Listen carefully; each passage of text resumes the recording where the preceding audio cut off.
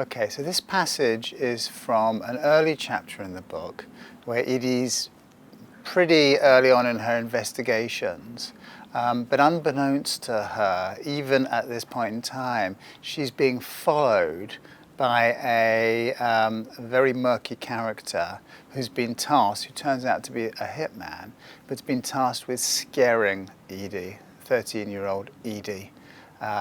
And he's been following her from school to having a coffee with her friend Lizzie in Muswell Hill, but she's had a little bit of an argument with Lizzie, and Edie has gone to Highgate Woods, and it's close to dusk, and it's getting dark, and they close the woods with a bell when it gets dark, and she's dozed off on a bench in a secluded area, and at this passage, she's just woken up from her doze, and she's noticed something that she's worried about coming towards her, and it is this character.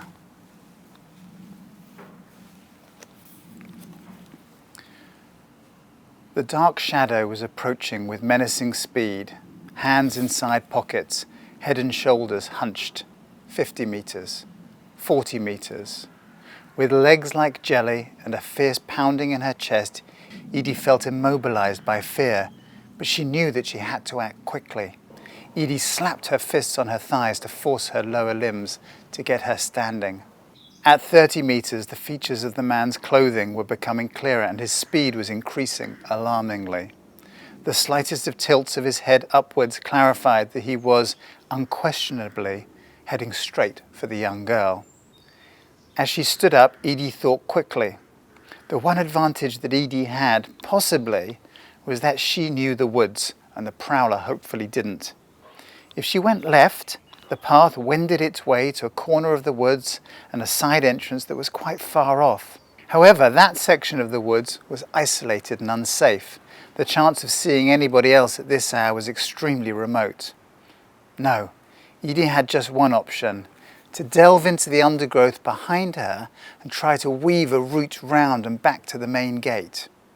Edie turned on her heels and began to run through the bushes. Twigs snapped underfoot as she pushed aside low-hanging branches and foliage with outstretched arms. Thorns scratched Edie's face, but there was no time to pause or cry out. A quick check over her left shoulder revealed that the towering predator had veered off the path and was lurching after Edie. Paying little heed to the obstacles in his way, he was gaining ground.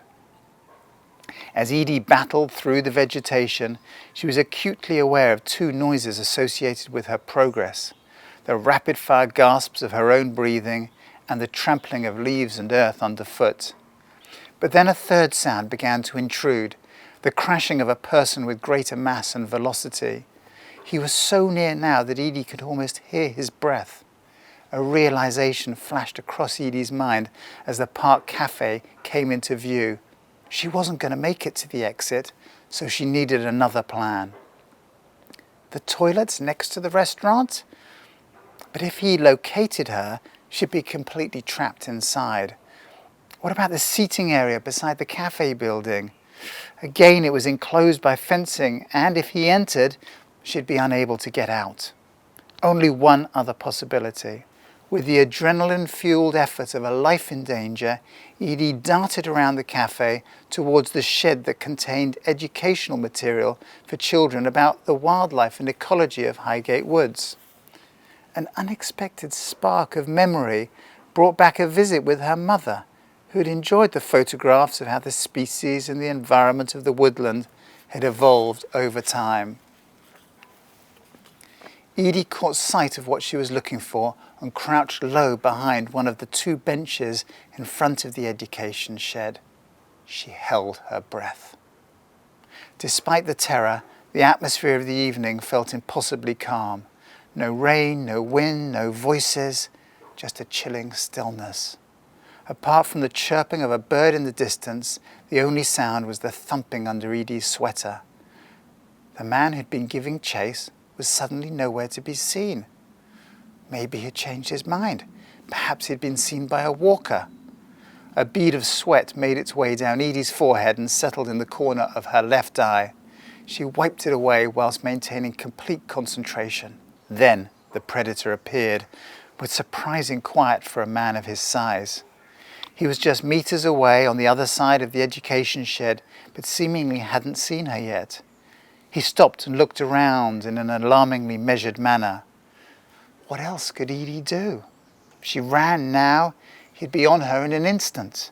On the earth and gravel around her, Edie noticed a number of stones of different sizes. She silently picked up one pebble and one larger stone. Holding on tightly to the latter, Edie threw the pebble into the bushes well away from her to the right. As the small stone hit the shrubbery, the rustling captured her pursuer's attention. His head turned quickly to the left and he took a couple of paces away from Edie. Braced to launch herself past the man and up the main path to the gate, Edie waited like a caged animal. A few more of his strides would give her a window of space and time to accelerate away. Devastatingly, though, he stopped and turned towards Edie. He may not have been able to see Edie behind the bench yet, but in a few steps she would be visible. Threateningly, he took one of those steps and Edie felt sick. Only one thing left to do now. Fingers curled tightly around the large stone, Edie prepared to throw her only weapon, as hard as she possibly could, directly at his forehead. Very slowly, Edie began to draw her arm back over her shoulder. An image of David and Goliath appeared in her mind. She needed young David's luck. The man took a further step and was almost upon her.